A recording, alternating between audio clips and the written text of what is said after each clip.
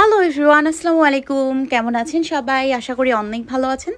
আজকের আবহাওয়াটা মাশাআল্লাহ এত বেশি সুন্দর, মেঘলা মেঘলা দিন। তাই ভাবলাম আনাবিয়ার ফটোশ্যুটটা করে ফেলা যাক আজকে। আনাবিয়াকে এই ড্রেসটা ওর খালামণি চাঁদপুর থেকে পাঠিয়েছে। আর এই ড্রেসটা ভেবেছিলাম যেদিন ঠান্ডা ঠান্ডা দিন থাকবে সেদিনই পরাবো। কে জানতো ড্রেসটা পাঠানোর পরের দিনেই এত সুন্দর একটা ওয়েদার আমরা পাবো। তো মাশাআল্লাহ এই সুযোগে আজকে আনাবিয়াকে নিয়ে চলে আসলাম।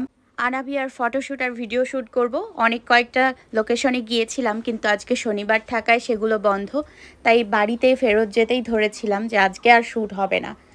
তারপর দেখলাম এখানে হচ্ছে কৃষি ডিপ্লোমা আছে আমাদের এখানে। তো এটা আগে খোলাই ছিল, বর্তমানে দারোয়ান দিয়ে সব কিছু ঘিরে রেখেছে। তো এখানে কিন্তু সচরাচর কাউকে ঢুকতে দেয় না। তারপর আমরা দারোয়ানের সঙ্গে কথা বলে ঢুকে পড়লাম। একটু ভিডিও আর ফটোশ্যুট করব। আজকে শনিবার, বেশি একটা ভিড় নাই, এজন্য ঢুকতে দিয়েছে। যাক, ব্যর্থ হলো না আজকের ফটোশ্যুটটা। আর ওয়েদারটা যে সুন্দর ছিল, আজকে আনাবিয়ার ফটোশ্যুট করব শুধু। এজন্য আমি বাসায় যেমন ছিলাম তেমনই চলে আসছি, কারণ আনাবিয়াকে কোলে নিয়ে দৌড়াদৌড়ি করতে হবে, ফটোশ্যুটের কাজটা তাড়াতাড়ি শেষ করতে হবে। আর এই কৃষি ডিপ্লোমাতে আমাদের বাসা থেকে অল্প একটু আসতে হয়। হ্যাঁ, তো এই যে টুনটুনি বুড়িকে আমি দেখিয়ে দিচ্ছি কিভাবে ফটোশ্যুটের জন্য রেডি হতে হবে। কিন্তু টুনটুনি বুড়ি তো এখন একাই একাই হাঁটতে শিখে গেছে, দৌড়তে শিখে গেছে। মায়ের কথা কি আর শোনে? এখন আনাবিয়ার ফটোশ্যুট আর ভিডিও শ্যুট করতে আমার অনেক সমস্যা হয়, ও কথাই শোনে না। এর আগে যখন ওর ফটো বা ভিডিও শ্যুট করতাম, ওর অ্যাটেনশনটা নিজের দিকে নেওয়া যেত গান বলে, নিজে নেচে বা মুখের অঙ্গিভঙ্গি করে। কিন্তু এখন টুনটুনি বুড়ি অনেক বেশি দুষ্টু হয়ে গেছে। এক জায়গায় দাঁড়াতে বললে দাঁড়ায় না, শুধু দৌড়ায়। আর এই জায়গাটা ফাঁকা পেয়েছে, তো খোলা জায়গা, আবহাওয়াটাও সুন্দর, মনের আনন্দে ঘুরে বেড়াচ্ছে। আর আমি কোনোভাবেই ওকে ধরতে পারছি না, ওর ফটোশ্যুটও করতে পারছি না। কেমনটা লাগে বলেন তো? টুনটুনি বুড়ি বড় হচ্ছে আর দুষ্টু হচ্ছে, খুব দুষ্টু। আসার সময় ওর খালামণি বুদ্ধি করে একটা বিস্কিটের প্যাকেট নিয়ে এসেছিল, সেটাই ভেঙে ওর হাতে দিয়েছি। আর এই যে দেওয়ার পরে তাও স্থির হয়ে দাঁড়িয়ে আছে, ফটো তুলবো। টুনটুনি বুড়ি বাতাসে উড়ে যাবে। ফটোশ্যুট আর ভিডিও শ্যুট করতে করতে টুনটুনি বুড়ির অনেক বেশি পানির পিপাসা পেয়েছে, মাম করছিল। পানিও সাথে করে আমরা নিয়ে এসেছিলাম, কারণ ফটোশ্যুট আর ভিডিও শ্যুট করতে অনেক বেশি দৌড়োদৌড়ি করতে হয়। আর আনাবিয়াকে আমি বারবার পানি খাওয়াই, কারণ এই গরমকালে অনেক বেশি তেষ্টা পায়। ও তো ছোট মানুষ, অতটা বলতে পারে না, অতবার তো আর বলতে পারবে না, নিজেদেরকেই খেয়াল করে খাওয়াতে হয়। তো ফটোশ্যুটের পাশাপাশি কিন্তু ওকে আমি বারবার পানি খাওয়াচ্ছি, তারপর বিস্কিট খাওয়াচ্ছি।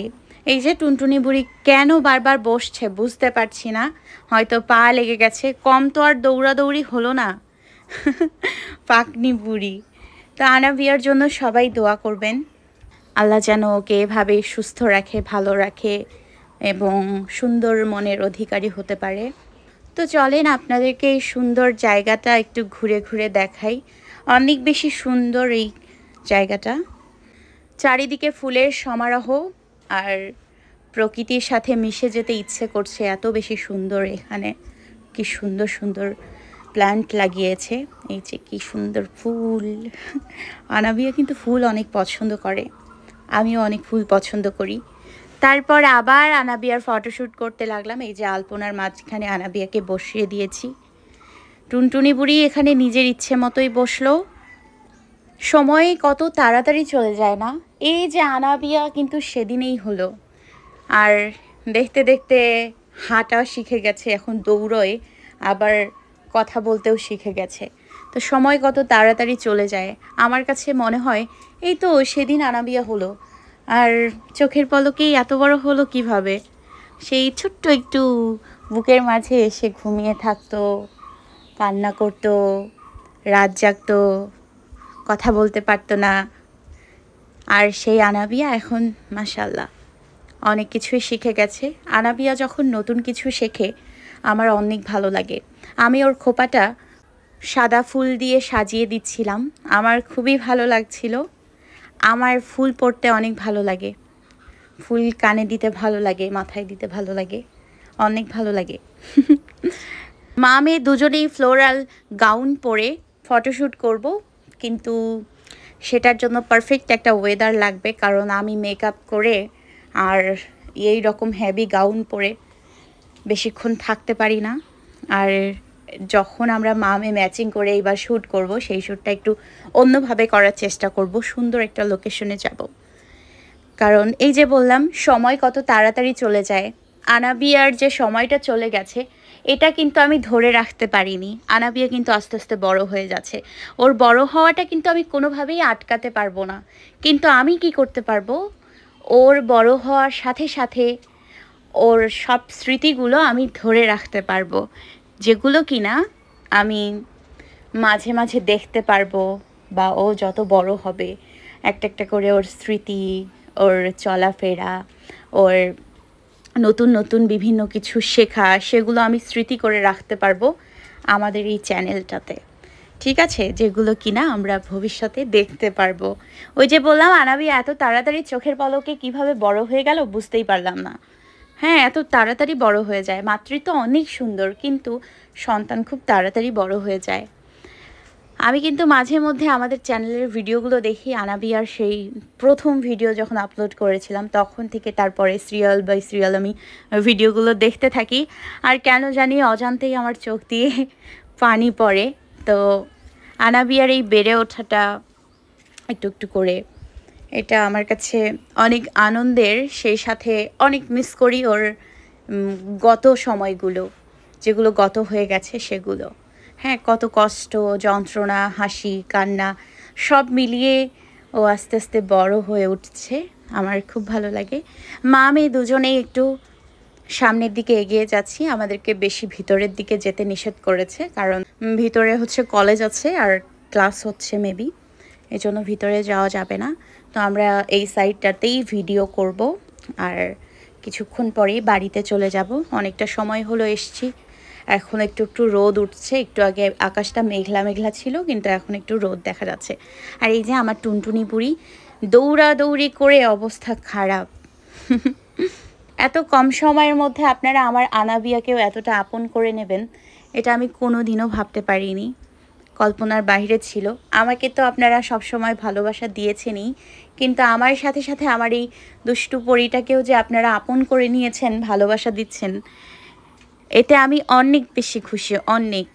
আমার যখন বিয়ে হয় সেই সময় আমাকে অনেকেই বলেছিল যে তোমার বিয়েটা পাবলিশ করো না, পাবলিশ করলে তোমার হচ্ছে ভিউ কমে যাবে, তোমাকে যারা ভালোবাসতো, তুমি যাদের ক্রাশ ছিলে তারা আর তোমাকে ভালোবাসবে না, তোমার ভিডিও দেখবে না, এরকম অনেক রকম নেগেটিভ কথা বলেছে। তারপরে আমি কারো কথা শুনি না, আমি আমার বিয়ের খবর পাবলিশ করে দিয়েছিলাম।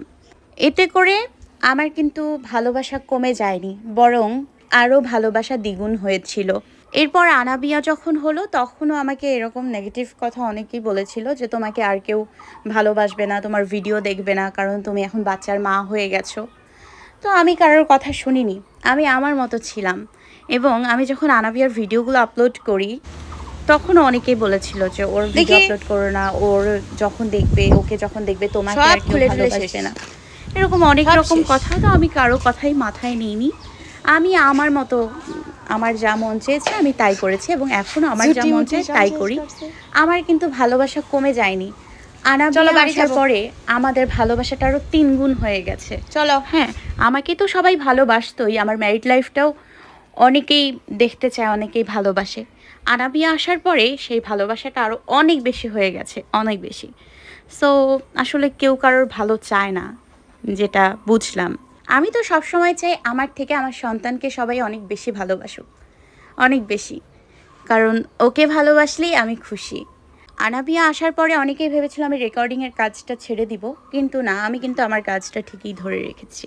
আমাদের আশেপাশে এমন কিছু মানুষ থাকে যারা আপনাকে উপকার করা তো দূরের কথা, পারলে আরও অপকার করবে, আপনাকে ডিমোটিভেট করে আপনার ব্রেনটা এমনভাবে ওয়াশ করবে যে মনে হবে যে না, আমাকে দিয়ে আর কিছুই হবে না, আমি ব্যর্থ।